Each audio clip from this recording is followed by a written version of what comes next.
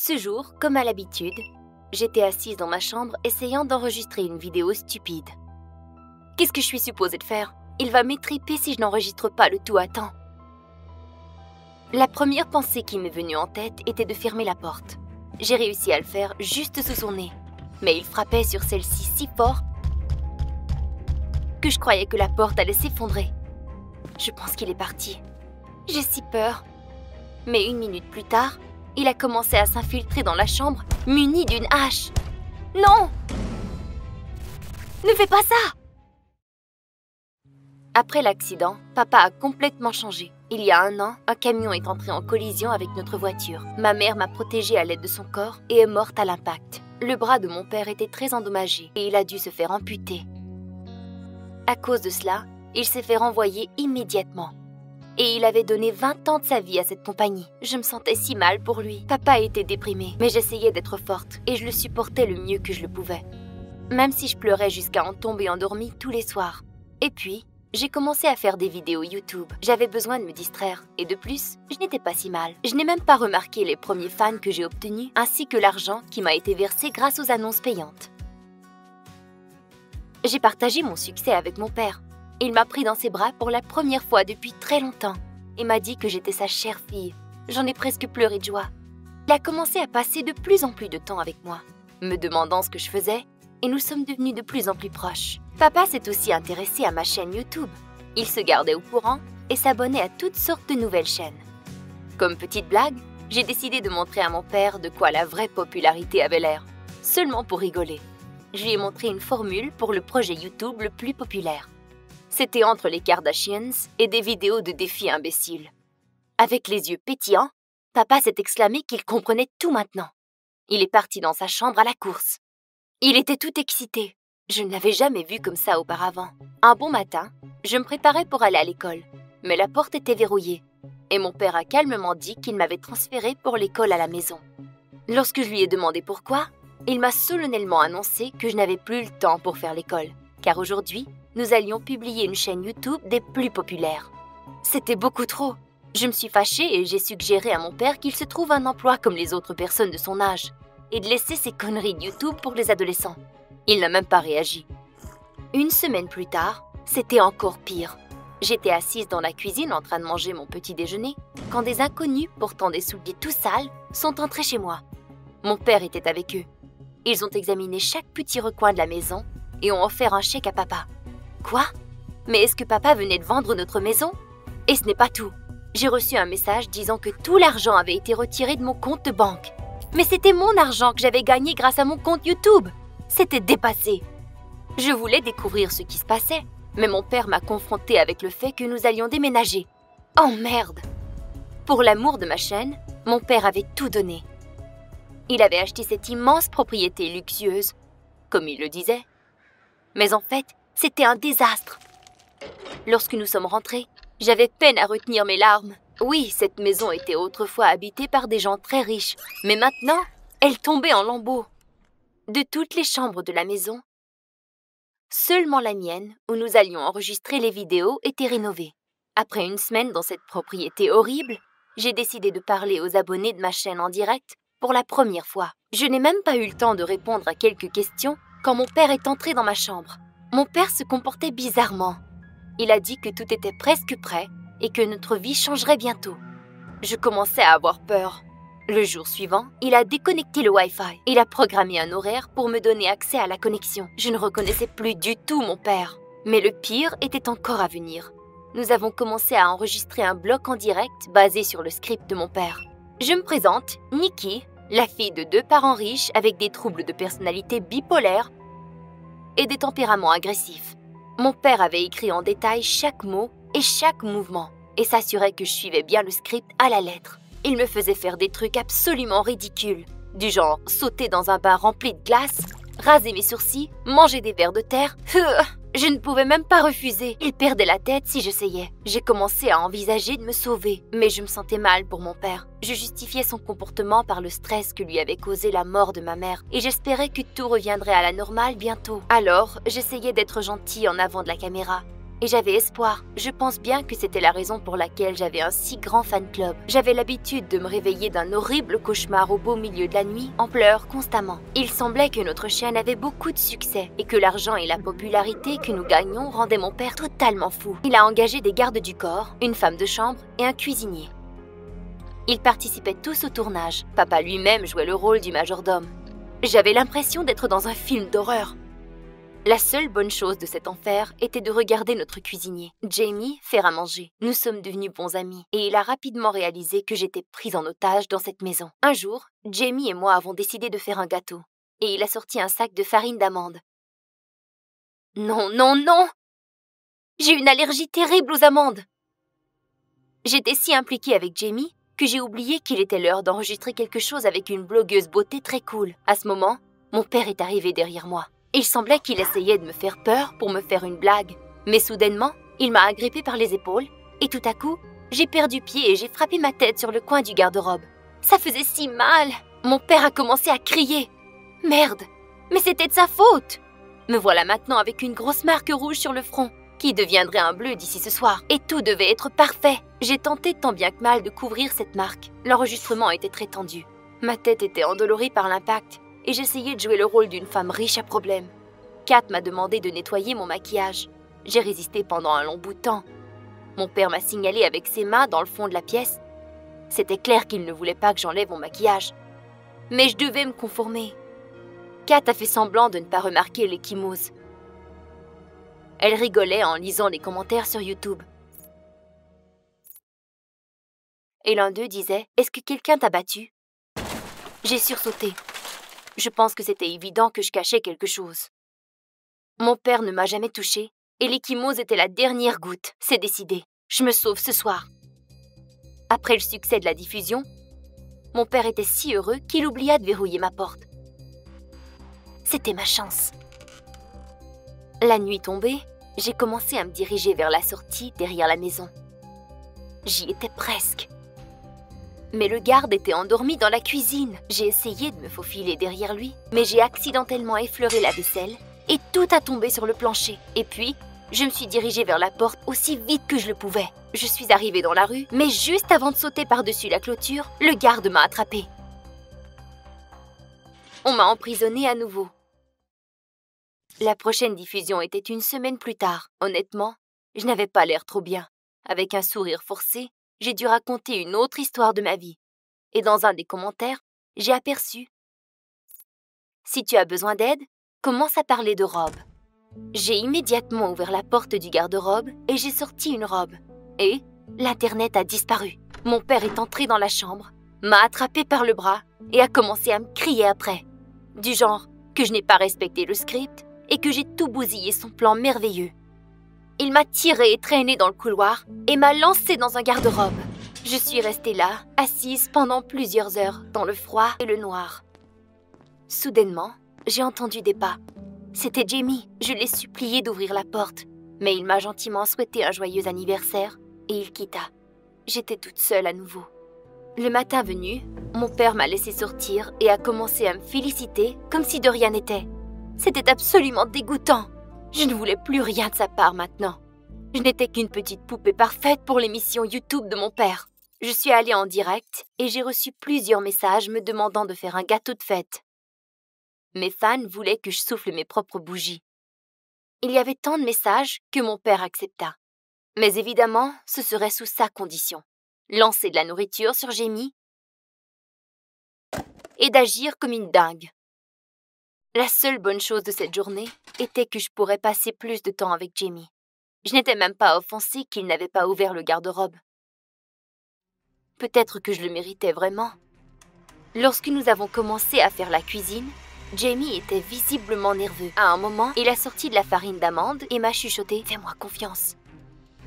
Mais que faisait-il? Il savait que j'étais gravement allergique. Cependant, je m'en fichais à ce point. Les poupées n'ont pas le droit de parler. J'ai silencieusement mélangé la farine dans la pâte et j'y ai goûté. Comme de fait, les amandes ont causé une grave réaction allergique et j'ai commencé à m'étouffer, comme lorsque j'étais enfant. Et puis, ma mère m'avait sauvée. Oh, comme j'aimerais qu'elle soit ici. Je ne comprenais pas ce qui se passait. Je pense que mon père a crié quelque chose concernant un médicament et tout a disparu.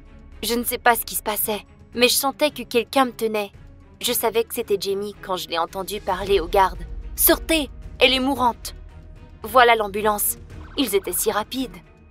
C'était déjà très difficile de respirer. J'étais certaine que c'était maintenant la fin pour moi. Et tout à coup, j'ai pris un respire. J'ai réussi à ouvrir mes yeux et j'ai vu mon père en train d'essayer de rattraper l'ambulance au loin. Aussitôt que j'ai regagné conscience, les garçons m'ont dit qu'ils étaient d'énormes fans. Et de vrais médecins. Il s'avérait qu'après le tournage, ils ont créé un groupe de fans fermé. Ensemble avec Jamie, ils avaient manigancé un plan pour me délivrer. Ils m'ont emmené chez Jamie. Mes fans m'attendaient avec toutes sortes de sucreries. J'ai immédiatement raconté la vérité à tout le monde. Jamie m'a donné mon téléphone ce soir-là. Mon père avait appelé au moins 100 fois. Je n'ai jamais répondu et j'ai bloqué son numéro. J'en avais la chair de poule. Non, papa. Je ne retournerai jamais avec toi. Ce jour-là, mon ami Oliver m'a traîné dans un restaurant pour rencontrer un riche homme d'affaires qui avait de l'argent à investir dans notre start-up. L'homme d'affaires a accepté de nous accorder 5 minutes. Nous avions l'air des gens riches, costumes chics, montres de luxe. Nous avons commandé les plats les plus chers du menu. Mais tout était faux. Les montres étaient des répliques et les costumes étaient loués. Oliver a mis en gage la bague de sa grand-mère pour qu'on puisse dîner ici. On va se faire démasquer, c'est sûr. L'homme d'affaires ne s'est toujours pas montré et j'étais sur le point de partir quand une fille est venue à notre table. Comme elle était jolie! Il s'est avéré que nous avions été réservés à la même table par erreur. Oliver a immédiatement invité la fille à se joindre à nous. Elle a dit oui. Je n'ai pas eu de relation agréable avec une fille depuis longtemps. Alors, et si c'était ma chance? Elle s'appelait Harriet. Elle devait dîner avec un ami, mais elle vient d'annuler leur rendez-vous. Nous avons discuté et pour ne pas perdre la face, j'ai dit que je venais dans ce restaurant constamment, que j'étais allé dans une bonne université et que nous avions notre propre entreprise qui rapporte beaucoup d'argent. Vous aurez dû voir la tête d'Oliver. J'avais tellement l'habitude de jouer à un type riche que je ne me reconnaissais pas. À la fin de la soirée, j'étais tellement emballé que j'ai demandé à Harriet de me rencontrer à nouveau. Et elle a accepté. Et le type riche ne s'est pas présenté à la réunion. Alors, il semblait qu'il n'allait pas du tout perdre son temps avec nous. Sur le chemin du retour, Oliver n'a pas cessé de parler de l'entreprise et du fait que nous pourrions le faire sans être riches, que notre projet commencerait bientôt à rapporter de l'argent. Mais bien sûr, je ne l'ai pas écouté, je n'ai pensé qu'à elle. Oliver comprenait tout grâce à mon sourire stupide et il a immédiatement mis fin à mon excitation. Une fille magnifique a des demandes magnifiques, a-t-il déclaré avec assurance. Et malheureusement, il avait raison, car je lui ai menti sur tout. Je n'ai pas de compte bancaire, pas d'éducation. La seule chose que j'ai, c'est notre start-up. La date était fixée au lendemain, mais je n'allais pas reculer. Quoi qu'il en soit. Quand je suis rentré à la maison, ma mère dormait déjà. J'ai emménagé avec elle quand sa santé s'est détériorée. Les médecins ont dit qu'elle avait besoin d'une greffe de rein. Après la mort de mon père, j'ai pris soin d'elle et j'ai voulu la rendre heureuse. Nous avons vendu presque tout, mais nous avons fini par réunir la somme nécessaire. Il n'y a plus qu'à patienter jusqu'à l'opération. Aussitôt, Harriet m'a envoyé un texto. Elle m'a remercié pour le dîner et m'a dit qu'elle aimait les homards. J'ai mis la barre trop haute. J'ai commencé à fouiller partout à la recherche d'un objet qui pourrait être vendu rapidement. Je suis tombé sur une boîte contenant la réserve de ma mère pour l'opération. Non, arrête! L'idée de prendre de l'argent de là était très mauvaise. Et j'espère qu'Harriet ne m'aime pas seulement parce que je suis, soi-disant, un mec riche. Le lendemain, j'ai emmené Harriet au parc et lui ai offert un bouquet de marguerites. Elle m'a demandé « C'est une blague ?» Harriet était prête à partir et j'avais peur. J'ai menti en disant que c'était un canular et que le vrai rendez-vous serait dans mon restaurant préféré. Nous avons pris un taxi et j'ai inventé une excuse pour m'arrêter près de chez moi. J'ai dit que j'aidais les pauvres et que je devais aller voir l'un d'entre eux. Harriet a dit que j'étais très gentil, mais qu'elle préférait attendre dans la voiture. Ouf! C'est pas passé loin. Je suis allé à l'appartement et j'ai cherché la cachette dans le placard. Je te rembourserai. Honnêtement, j'espère que maman ne remarque rien. Au restaurant, Harriet m'a remonté le moral et j'étais très heureux. Les jours passaient, Harriet était vraiment heureuse parce que je lui donnais toujours des cadeaux coûteux. Une semaine plus tard, elle a commencé à m'inviter à traîner avec ses amis riches. Le monde riche m'a rendu aveugle. Mais je continuais à penser que l'argent s'épuisait. Un jour, Oliver m'a appelé et m'a dit que nous étions enfin riches. Bien sûr, il plaisantait, mais oui, la start-up a reçu le premier argent, ce qui signifie que je vais rendre tout ce que j'ai pris dans la réserve de ma mère. Mais toute ma part des bénéfices a dû être dépensée pour acheter un bracelet coûteux pour Harriet, qu'elle a supplié le jour même. Elle était ravie, et à la fin de la soirée, elle m'a invité à un dîner de famille. Elle m'a dit qu'elle avait de sérieux sentiments pour moi, ce qui signifiait qu'il était temps de rencontrer ses parents. Waouh! Je commençais à croire qu'elle n'était avec moi que pour l'argent, mais apprendre à connaître ses parents est une étape importante. Une telle confiance. Le jour J est arrivé. Je ne savais pas comment me mettre. Je pensais qu'il me démasquerait en un clin d'œil. Au final, cela s'est avéré bien pire que ce que j'avais imaginé. Tout d'abord, sa famille vivait dans un manoir où je me sentais mal à l'aise. Et deuxièmement, son père m'a immédiatement inondé de questions. Où j'étudiais, pour qui je travaille, ce que je fais dans la vie. J'ai dû répéter le mensonge habituel. Sortant d'une université prestigieuse et je travaille sur un projet réussi, la mère d'Harriet m'a tout de suite apprécié. Mais son père m'a regardé d'un air soupçonneux. Après le dîner, Harriet m'a montré la maison. Son père avait un bureau chic. Nous avons parlé dans les luxueuses chaises et pour la première fois ce soir-là, je me suis un peu détendu. Soudain, Harriet s'est levée et est allée au coffre-fort. Elle m'a demandé de me taire. Elle allait emprunter de l'argent à son père. Si je comprends bien, son père n'a pas gâté Harriet avec de l'argent, alors elle l'a volé de temps en temps. Quelle situation familière. Je l'ai regardé composer les numéros du coffre avec crainte. C'est étrange qu'une si grande quantité d'argent soit conservée sous le code PIN 1111. Lorsque nous avons dit au revoir aux parents de Harriet, son père m'a pris à part et m'a demandé si je lui avais préparé un cadeau. Son anniversaire approchait. J'ai immédiatement menti en disant que j'avais un collier avec de gros rubis. Par chance, Harriet a entendu cela et a commencé à me remercier. Qu'est-ce que j'ai fait? Où vais-je trouver l'argent? J'étais aussi sombre qu'un nuage quand je suis rentré chez moi. Et puis, ma mère a décidé de m'achever complètement. Elle sera opérée dans 2 jours. Le médecin a appelé et a dit qu'il y avait un endroit libre. Ils avaient juste besoin de son consentement. Maman était si heureuse. Elle a commencé à me serrer dans ses bras, mais j'ai craqué sur elle. Cette stupide opération était complètement inutile. Ma mère m'a demandé ce qui n'allait pas, mais j'ai marmonné que tout allait bien et j'ai couru dans la chambre. Je n'arrivais pas à dormir cette nuit-là. Comment pourrais-je obtenir l'argent en 2 jours? Il était inutile de demander à Oliver, puisqu'il rendait les consignes des bouteilles pour acheter des nouilles pour lui-même. Le lendemain matin, je suis allé dans plusieurs banques, mais aucune ne voulait accorder un prêt à un gaillard à la démarche bizarre. J'étais tellement désespéré que j'ai même envisagé de voler une banque. Arrête. Le riche père d'Harriet ne remarquera même pas si quelques milliers de dollars pathétiques disparaissaient de son coffre-fort. Le coffre est plein d'argent et je me souviens du code. Pourquoi n'y ai-je pas pensé avant? J'ai commencé à préparer le cambriolage. J'ai fait un masque avec le chapeau et j'ai trouvé comment contourner les caméras et la sécurité. Cette nuit-là, je suis allé chez Harriet. La chance était de mon côté. J'ai attendu que 2 hommes de moins s'éloignent du mur et j'ai sauté par-dessus. Et pourtant, il y avait un sacré colosse avec une massue. Mon cœur a failli sauter de ma poitrine. Dès qu'il est parti, j'ai couru vers la porte d'entrée. Le bureau était au 2e étage où j'ai rampé sur la pointe des pieds. Mes mains tremblaient d'excitation lorsque j'ai tapé le code du coffre-fort. C'est ça, Steve. Il n'y a pas de retour en arrière. Maintenant, tu n'es pas seulement un menteur, mais aussi un voleur. Quand le coffre a été ouvert, j'ai rapidement mis l'argent dans mes poches et je suis sorti dans les escaliers. J'allais descendre au 1er étage, mais le père de Harriet se tenait juste à côté de moi. Bon sang! J'ai essayé de me glisser devant lui, mais il a entendu mes pas et m'a remarqué. Le vieil homme a essayé de s'emparer de moi et a retiré le masque. Je me suis précipité avec crainte et je l'ai frappé à l'épaule. Pas intentionnellement. Dans la seconde qui a suivi, il est tombé la tête la première. Soudain, j'ai entendu un craquement. Je voulais voir s'il allait bien, mais je n'avais pas le temps. Je risquais d'être pris et je me suis enfui. Sur le chemin du retour, je me suis dit qu'il s'était juste blessé et que rien de terrible ne lui était arrivé. Mais je me suis fait prendre. C'est sûr qu'il a vu mon visage et a dû me reconnaître. Harriet m'a appelé le lendemain matin. Elle a beaucoup pleuré et m'a dit que son père avait été attaqué pendant la nuit. Mon cœur a sauté un battement et mes mains ont tremblé sous le choc. S'il avait raconté ce qui s'est passé. Je lui ai demandé nerveusement si les caméras avaient filmé l'agresseur. Mais j'ai eu de la chance, car elle a dit que l'intrus n'a pas pu être identifié et que son père était dans le coma et les médecins sont optimistes sur son état. Mon Dieu, quelle chance j'ai! Si seulement il savait que son père était dans le coma à cause de moi. J'avais tellement peur que j'ai même pensé à me rendre à la police. Mais je savais que cela ne ferait qu'empirer les choses pour tout le monde. Je dois attendre que le père d'Harriet se réveille. Et s'il ne se souvient de rien, tout sera comme avant. L'opération de ma mère a réussi. Elle n'a pas remarqué la perte d'argent. Nous voulions cela depuis si longtemps et je ne pouvais même pas être heureux pour ma propre mère. Oliver et moi gagnions déjà beaucoup d'argent dans notre entreprise et en quelques jours, j'avais tranquillement rendu l'argent volé au coffre-fort du père de Harriet. J'étais sur les nerfs pendant quelques semaines. Je voulais qu'Harriet me laisse tranquille, mais dans une situation aussi difficile, elle avait besoin de soutien et de cadeaux, encore une fois. Et puis le père de Harriet s'est réveillé. Je ne voulais pas du tout aller le voir. Mais Harriet m'a dit qu'il n'avait pas les idées claires et qu'il ne parlait pas en ce moment. Elle m'a demandé de venir. J'ai accepté.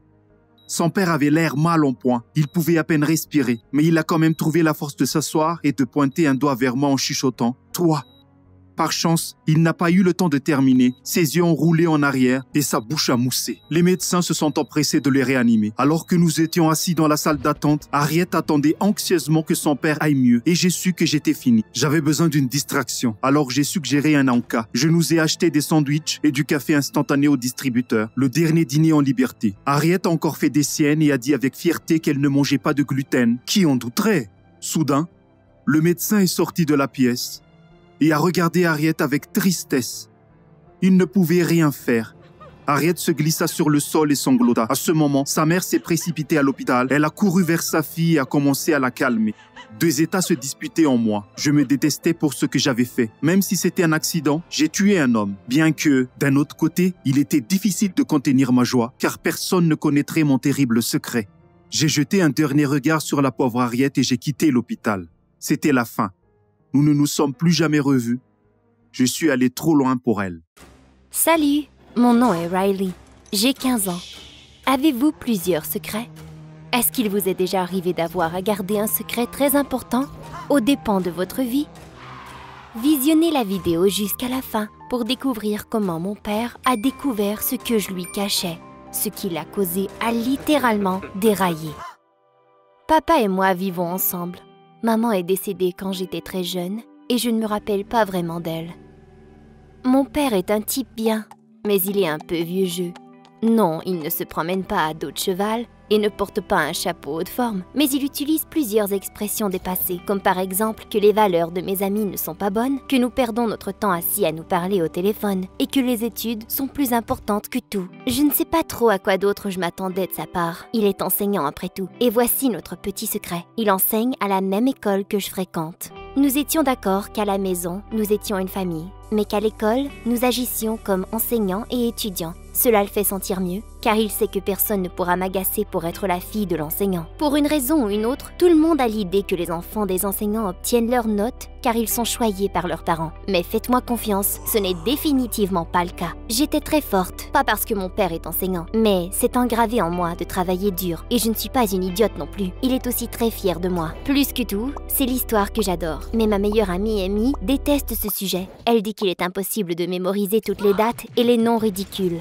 Amy m'a déjà demandé d'écrire une dissertation à sa place parlant de la bataille de Gettysburg. C'est trop facile pour moi, mais elle a vraiment de la difficulté en cette deuxième année. Alors je l'ai fait. Elle était si contente.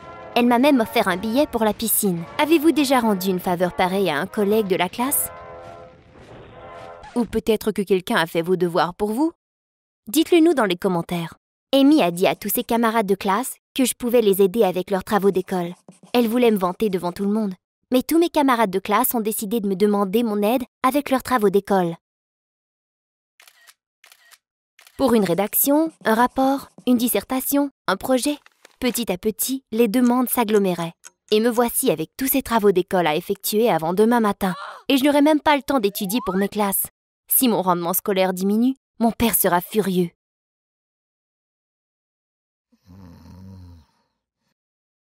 Il est habituellement très strict avec moi. Même mon téléphone a l'apparence d'un téléphone des années 1910. Papa dit qu'un téléphone n'est pas une nécessité, mais un moyen de communiquer. Tout le monde se moque de moi quand je sors cette grosse brique. Il me demande de quel musée je l'ai piqué. J'ai essayé d'économiser pour m'en acheter un nouveau, mais jusqu'à présent, je n'ai pas amassé suffisamment. Mais à ce moment, ma vraie priorité était mon rendement scolaire. Après tout, les meilleurs étudiants de l'année allaient bientôt être nommés. J'ai décidé de me concentrer seulement sur mes travaux. Je n'ai pas seulement maintenu mes bonnes notes, mais j'ai aussi fait en sorte d'être nommée une des meilleures étudiantes. Le directeur m'a même serré la main. Papa, c'est-à-dire notre enseignant de mathématiques, était si fier. L'enseignant d'histoire a même dit un petit mot en mon nom. Il a dit qu'il serait surpris si je ne devenais pas une historienne. On m'exemptait même de passer l'examen. Quelle chance! J'étais bien surprise et j'ai demandé ce que je pouvais faire maintenant. Il m'a dit que pendant l'examen, je pourrais l'aider. Je pourrais passer les feuilles aux étudiants et m'assurer que personne ne triche. Les questions à l'examen étaient bien simples. J'aurais passé très facilement. Mais mes camarades de classe pensaient autrement. Ils se chuchotaient les réponses en essayant de s'entraider. Je ne savais pas quoi faire. Ce ne serait pas juste d'aider mes camarades de classe, mais ce ne serait pas juste non plus de ne pas les aider. Papa m'a toujours dit qu'un étudiant devrait toujours obtenir ses notes par lui seul. Mais il m'a aussi enseigné à aider mes amis. Amy était assise devant son examen interloquée, presque en pleurs. J'ai réalisé qu'il ne se souvenait probablement pas des dates. Ma décision était prise. Pendant que l'enseignant regardait ailleurs, j'allais signaler à tout le monde les dates importantes avec mes doigts. Waouh! Notre classe passa l'examen avec des résultats excellents. Même le journal de l'école a écrit un article sur nous, disant que nous étions tous des historiens hors pair. Toute la classe me remerciait. On m'a donné des cartes de remerciement, des chocolats, des billets pour un concert. Et Jay, le gars le plus riche de l'école, m'a même offert de l'argent. Il m'a dit que je pouvais maintenant me pourvoir d'un nouveau téléphone. C'était super de faire partie des jeunes populaires avec un nouveau téléphone. Et puis Jay est venu me voir après l'école pour discuter d'une entente entre nous deux. Je devrais faire tous ses travaux d'école et il me paierait en échange. Il m'a offert un bon montant. J'y ai bien pensé et j'ai accepté. Ceci, bien entendu, ne serait pas très équitable. Ma petite entreprise secrète portait fruit. Je faisais 5 à 6 devoirs par jour, mais l'apprentissage était le plus important. C'est moi qui en étais gagnante dans tout ça. Mais papa avait des soupçons. Il trouvait que je passais trop de temps dans les classes des autres en oubliant les miennes. Je n'étais plus la meilleure étudiante dans ma classe et je répondais n'importe quoi ou j'étais silencieuse en classe. Mon père a tenté de découvrir ce qui se passait, mais je lui ai dit que je me désintéressais tout simplement de plus en plus à l'école. 1 mois plus tard, j'étais très épuisée, pour être honnête. Mais l'argent était le plus important. Amy m'a dit que j'avais l'air très moche, mais je m'en fichais. Tout à coup, à l'école, mon père m'a convoquée. Je me suis dit, pour agir en tant qu'enseignant sûrement, mais il s'avérait que non. Il m'a mis tous les papiers et devoirs que j'avais faits pour les autres sous le nez. Finalement, il avait mené une vraie investigation. Il a même fouillé dans toutes mes affaires. Et on parle de mon père, qui disait constamment qu'une propriété était infaillible. Dites-moi, est-ce que vos parents ont déjà été à l'encontre de leurs propres règlements? Et puis, papa a parlé à Jay. Au début, il a essayé de me protéger, mais aussitôt qu'ils lui ont promis que c'est moi qui me ferais punir et non lui, il a tout avoué à mon père que c'était moi qui avais fait ses devoirs pour 1 mois en entier. Quel traître! Mon père m'a reconduit à la maison en me donnant un de ses discours me disant comment bête j'avais été, que j'avais délibérément privé mes camarades de classe d'apprendre, et tout cela pour de l'argent, et que j'étais un déshonneur à ma famille. Et puis après cela, tout est devenu terrible. Mon père a pris mon téléphone et m'a grondé en m'empêchant de sortir de la maison jusqu'à ce que mes notes s'améliorent. J'ai essayé de résister, mais à la fin, il m'agrippa par le collet de mon chandail et me força d'entrer dans ma chambre. C'était mon père, lui qui disait que tout conflit devrait être résolu amicablement. Il avait changé du tout au tout. C'était si étrange. J'ai essayé de m'expliquer, de lui fournir une explication, mais il ne voulait rien entendre. Il quitta en claquant la porte. Le jour suivant, il m'a reconduit à l'école, totalement silencieux. C'était encore pire à l'école. Jay avait dit à tout le monde que j'étais la fille du mathématicien. Papa n'a pas été discret non plus. Il a dit à tous les enseignants que j'avais fait les devoirs de certains élèves. Pouvez-vous vous imaginer? Non seulement mes camarades de classe savaient que je leur avais menti, mais maintenant, leurs notes allaient diminuer de beaucoup à cause que mon père avait tout révélé. J'ai été chanceuse que rien de tout ça ne soit ajouté à mon dossier. J'ai essayé d'obtenir le support de Amy, mais elle m'a rejetée aussi. Je n'avais plus du tout d'amis. Aucun de mes camarades de classe ne m'adressait la parole. Tout le monde s'asseyait le plus loin possible de moi. Et quelqu'un a même mis un morceau de gomme mâchouillé dans mon sac à dos. Je voulais de l'aide. Et maintenant, on m'attaquait de tous côtés. Mon père et tout le monde à l'école. J'ai éclaté en sanglots et je n'en pouvais plus. Et j'ai dit ce que j'avais sur le cœur à mon père. Qu'à cause de lui, j'étais bannie de tout groupe d'amis.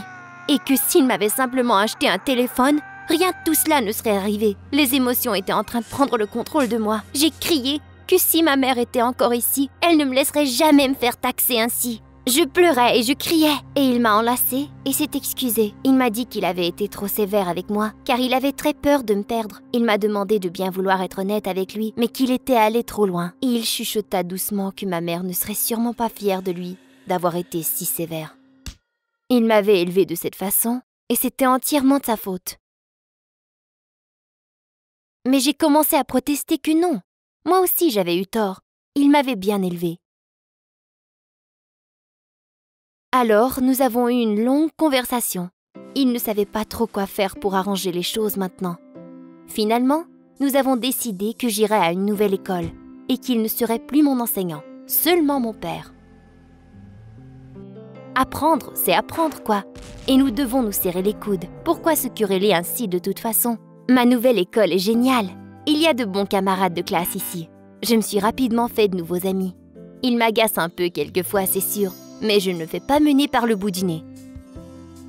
Je suis la meilleure étudiante de ma classe à nouveau. Nous avons aussi un historien incroyable. Il suivra un cours avancé sur l'histoire américaine et il m'a promis de m'emmener l'an prochain. Tous mes camarades de classe me disent que je suis très chanceuse d'avoir mon père, qu'il est cool et qu'il me laisse faire toutes sortes de choses. Papa a vraiment commencé à être plus permissible avec moi, me demandant ce dont j'ai besoin, ce que je veux m'acheter, et il a arrêté de refuser de m'acheter des trucs cool, mais inutiles. Notre petite histoire est maintenant notre secret à nous deux. Parfois, il peut être très difficile de comprendre ses parents. Ils sont simplement bizarres, ou ils agissent comme des extraterrestres, spécialement quand ils perdent patience. Mais la solution peut facilement être trouvée. Je suis très heureuse que moi et mon père l'ayons trouvée.